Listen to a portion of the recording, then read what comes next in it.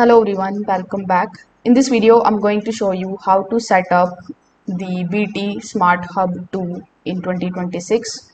So first of all, you need to place your BT Smart Hub 2 near the main phone socket or OpenReach modem setup. Now you just have to connect the power cable and then you just have to turn the hub on. Afterwards, simply connect the broadband cable to the correct port on the back of the hub.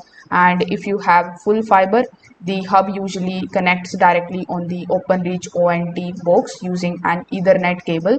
So after doing this particular setup, you just have to simply wait for the hub light to turn solid blue, and this normally means that the internet connection is now active and working correctly.